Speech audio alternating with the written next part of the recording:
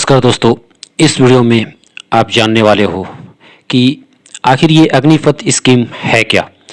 आप बिल्कुल ही आसान भाषा में बिल्कुल अच्छी तरह से समझ जाओगे। मैं यहाँ पर आपका कोई भी डाउट को रहने नहीं दूंगा और आप बिल्कुल अच्छी तरह से इस टॉपिक को समझ जाओगे और आप समझ जाओगे कि आखिर लोग इतना हंगामा क्यों कर रहे हैं इस डिफेंस को लेकर के। तो आइए टॉपिक को एक तरह से स्टार्ट करते हैं।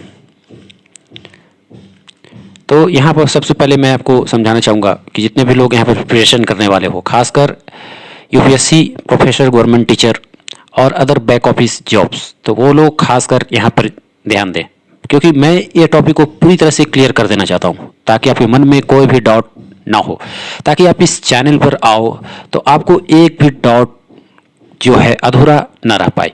तो मैं और हमारी टीम पूरी तरह से कोशिश करेंगी कि आपका जो जितना भी करंट अफेयर्स डाउट हो या इकोनॉमिक टॉपिक पे डाउट हो, आपका पूरी तरह से क्लियर हो जाए। तो आइए बिना टाइम वेस्ट किए हुए टॉपिक को स्टार्ट करते हैं। जैसा कि आप वीडियो में देख सकते हो कि कैसे यहाँ पर ट्रेनों को आग लगाया जा रहा है और क्यों ऐसा हो रहा है, ये हम आपको अभी समझाने वाले हैं। दोस्तों, दरअसल ये अग्निपथ स्कीम को लेकर के ये ट्रेनों में आग लगाया जा रहा है। देखा जाए तो सेना में भर्ती, अब सेना में जो भर्ती है यहाँ पर सिर्फ ऐसा मत सोचना कि ये सिर्फ आर्मी में, कहने का मतलब यहाँ पर सेना का जो भर्ती है ये तीनों सेना, मतलब जल सेना, वायु सेना और थल सेना, तो इसी को लेकर के ये बातें करी गई है। तो जैसा कि आप यहाँ पर स्क्रीन पर पढ़ भी सकते हो और देखिए, the armed forces will be recruiting 46,000 Agniveers this year through this scheme. With the announcement of this Agnipath scheme, a window of opportunity has been opened। तो देखा जाए तो 46,000 यहाँ पर अग्निवीर्स के लिए एक तरह से रिक्रूटमेंट मतलब वैकेंसी जारी होंगी। ठीक है दोस्तों, और इनका जो पीरियड होगा वो 4 सालों का होगा और 4 सालों के बाद इनको रिटायर कर दिया जाएगा। तो आइए हम समझते हैं इसको डिटेल में, आखिर ये अग्निपथ स्कीम है क्या। हम इसके बारे में बहुत ही अच्छे तरीके से जानेंगे। तो देखा जाए तो अग्निपथ स्कीम जो है एक तरह से इंडिया आर्म्ड फोर्स का एक स्कीम है। दोस्तों, मैंने जैसे कि थोड़ी देर पहले बताया कि ये तीनों सेनाओं को, जैसे कि जल सेना, वायु सेना और थल सेना को लेकर के ये स्कीम चलते आ रहा है और यहाँ पर इनका जो कार्यकाल पीरियड है वो सिर्फ 4 सालों के लिए किया जाएगा। तो ये 4 सालों का नाम सुन करके ही लोग जो है सड़कों पर उतर आए हैं और ट्रेनों में और गाड़ियों में आग लगा रहे हैं। एक्चुअली 4 साल के बाद लोगों को एक तरह से रिटायर कर दिया जाएगा। तो ये सब सुन करके लोग जो हैं आक्रोश हो चुके हैं और इसी को लेकर के वो विवाद कर रहे हैं। देखा जाए तो on completion of the 4 year period, जब 4 साल का जब पीरियड कंप्लीट हो जाएगा तो Agniveer will go the society as a discipline. तो एक तरह से उनको एक डिसिप्लिन सोसाइटी में देखा जाएगा, मोटिवेटेड मिलेगा। यहाँ पर ये कह सकते हो उनको एक तरह से स्किल्ड मान लिया जाएगा कोई भी मिलिट्री सेवा में या फिर सेना में, और उनको एक तरह से इज्जत की नज़र से देखा जाएगा और जॉब्स में भी उनको एक तरह से बहुत तरीके से छूट मिलेगी। आइए इसके बारे में हम और समझते हैं। जैसा कि आप देख सकते हो ट्विटर में, जैसा कि राजनाथ सिंह ने ट्वीट किया कि the Agnipath scheme approved by the CCS chaired by prime minister Shri Narendra Modi is a truly transformative reform which will enhance the combat potential of the armed forces। तो इन्होंने ये स्कीम इसलिए लाया क्योंकि इन्हें लगा कि ये एक तरह से जितना भी डिफेंस का जो सर्विसेज है ये चीज़ इनको बदल करके रख देगा और दूसरी तरीके से सबको यहाँ पर नौकरी में आने का मौका मिलेगा और यहाँ से सरकार को भी बहुत सारी सेविंग्स करने को मिल सकती है। अब सेविंग्स क्या सेविंग्स है ये मैं अभी आपको जस्ट अभी बताने वाला हूँ। तो आइए स्टार्ट करते हैं। तो जैसे देखिए, अबाउट द अग्निपथ स्कीम, तो अग्निपथ आखिर है क्या। जैसे कि मैंने आपको बताया कि Agnipath is a pan India merit based recruitment scheme for enrolling soldier, airman and sailors. तो मैंने बताया कि यहाँ पर तीनों सेना का भर्ती किया जाएगा और तीनों को एक तरह से 4 सालों के लिए, मोस्टली 4 ईयर्स के लिए ये भर्ती जो है दी जाएगी। The scheme provides an opportunity for young to severe in the regular cadre of armed forces all those recruited under the Agnipath scheme. अब जितने भी लोग यहाँ पर अग्निपथ स्कीम में आएंगे, इन सभी को एक तरह से क्या बोला जाएगा, अग्निवीर बोला जाएगा। अब यहाँ पर बहुत ही पॉइंट ध्यान देने वाली बात यह है कि ये 4 सालों के लिए है, जैसा कि मैंने आपको बता दिया। और 4 सालों कंप्लीट होने के बाद क्या ऐसा है कि सभी को रिटायर कर दिया जाएगा? नहीं, ऐसा नहीं है। देखिए, कहने का मतलब मैं बहुत ही इजी लैंग्वेज से समझाता हूँ। जैसे एग्जाम्पल के तौर पर मैं आपको एक तरह से क्लियर कर दूँ, तो मान लीजिए 100% उसमें इनरोल हुए हैं, तो यहाँ पर जो 100% इनरोल हुए हैं उनमें से 25% को आगे 15 सालों के लिए मौका दिया जाएगा। 15 ईयर्स इन 25% बंदे को मौका दिया जाएगा। और उनमें जो 25% बंदे बच गए, 75% जो बंदे बच गए, उनको एक तरह से रिटायर मान लिया जाएगा, उनको एक तरह से रिटायर मान लिया जाएगा। और 25% को यहाँ पहले की तरह फिर से 15 साल एक्स्ट्रा इनको सर्विस दी जाएगी। तो 15 सालों के लिए इनको जो है एक तरह से सर्विस जो है इनको दी जाएगी पहले की तरह। तो ये तो अच्छा ही बात है। बहुत लोगों को ये चीज़ नहीं पता है, अगर जिनको ये चीज़ पता हो जाएगा तो वो तो एक तरह से खुशी होंगे। तो एक्चुअली देखिए, अग्निपथ स्कीम लाने का मतलब ये नहीं है कि लोगों को 4 साल में नौकरी देना है और उनको फिर निकाल देना है, ऐसा कुछ नहीं है। कहने का मतलब ये तो सभी को मौका देना हुआ, ये तो और भी अच्छी बात है। और जो भी पहले की तरह जितना भी सेना में बहाली होता था, तो उनको तो अपना रोजगार 15 साल तक रहेगा ही रहेगा। एक्चुअली 4 साल लाने का मतलब ये हुआ कि लोगों यहाँ पर जो जितने भी ऑर्गेनाइजेशन हैं सेना के, तो उनको पता चल जाएगा कि ये 4 साल में कौन कितना फिट है, कौन कितना फिट है। और उनमें से जो 25% है उन्हें ही मौका दिया जाएगा 15 साल जॉब करने का। अब यहाँ पर लोग भी बहुत सारे ऐसे सवाल उठा रहे हैं कि आखिर नेताओं को क्यों नहीं 4 साल रखा जाता है, उनमें भी जो अच्छा नेता है उनको रखा जाए, जो फिट है दिमाग से, जो बढ़िया काम करते हैं उन्हें ही रखा जाए, बाकी सबको निकाल दिया जाए, सभी को मौका दिया जाए। तो बहुत सारी बातें हैं, आइए हम डिस्कस करते हैं। अब यहाँ पर जैसा कि मैंने आपको बताया 25% यहाँ पर सिलेक्शन होगा 15 सालों के लिए, और 75% जो है डीमोबिलाइज्ड हो जाएगा। आसान भाषा में बोले तो इनको एक तरह से रिटायर करके निकाल दिया जाएगा। और सेवानिधि पैकेज जो कि 11 दशमलव कुछ लाख का मिलेगा, इस पर हम अभी चर्चा करने वाले हैं।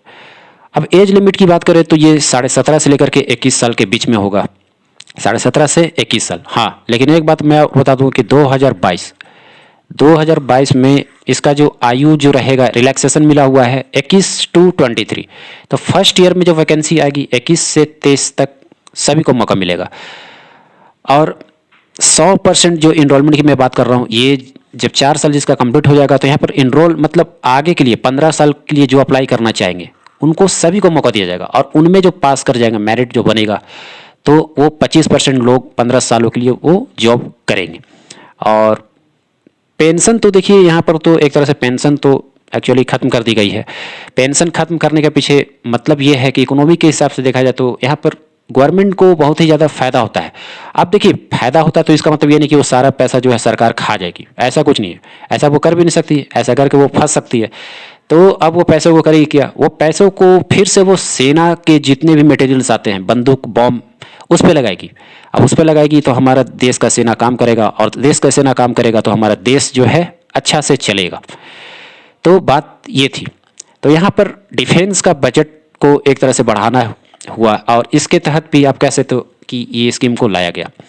तो defence minister Rajnath Singh on Saturday approved a proposal to reserve 10% of the job vacancies in the Minister of Defense for Agniveer meeting requisite eligibility criteria। अब इनके क्या क्या फायदे हैं, यहाँ पर 10% उनको रिजर्वेशन मिल जाएगा। अगर मान लीजिए इसका सिलेक्शन हो गया, 4 साल बाद अगर वो रिटायर कर भी जाते हैं, तो वो अदर डिफेंस जॉब है आने वाले, उनमें 10% उनको रिजर्वेशन मिल गए हैं।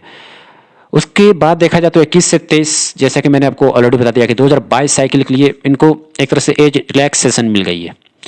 आगे हम बात करते हैं यहाँ पर वेतन का। तो जैसा कि देखा जाए तो फर्स्ट ईयर जो इनका सैलरी रहेगा वो 30,000 रहेगा पर मंथ, और कैश इन हैंड अगर देखा जाए तो उनको 21,000 ही मिलेगा। अब सवाल ये उठ रहा है कि यहाँ पर 9,000 रुपये कहाँ गए, तो 9,000 रुपये एक्चुअली उनके सैलरी से काट लिए जाएंगे। लेकिन हाँ, काट लिए जाएंगे तो इसका मतलब ये नहीं कि उसको नहीं मिलेगा, यही पैसा बाद में जा कर के जो रिटायरमेंट का वक्त का जो पैसा सेवानिधि वो उनमें जुड़ जाएगा। और एंड आफ्टर दैट 4 सालों के बाद ये फाइनली पैसा जुट करके उनको हैंड में थमा दिया जाएगा। अब देखिए, मैं सैलरी के बारे में और भी अच्छे से डिस्कस कर देता हूँ आपको। और टेबल आप जैसा कि देख सकते हो कि 30,000 रुपया पहले साल, जिनमें से उन्हें 21,000 मिलेगा, और यहाँ पर 30% जो है उनका काट लिया जाएगा, और उनमें से जैसे कि 9,000 रुपया, अगर मान लेते हैं 30,000 का ये 30% अगर हम काट लें तो यहाँ पर कितना बनता है 9,000, और 9,000 जब बन गया तो यहाँ पर कितना बच गया 21,000 रुपया बच गया। अब 9,000 जो है काट लिया जाएगा, और 9,000 यहाँ पर गवर्नमेंट, तो अब ये देखिए ये एक तरह से फंड बन गया। तो पहले साल का जो फंड बन गया कितना बन गया 18,000। अब ये मैं बात कर रहा हूँ ये पर मंथ है, ये पर मंथ है, एकदम ध्यान से आप लोग समझना।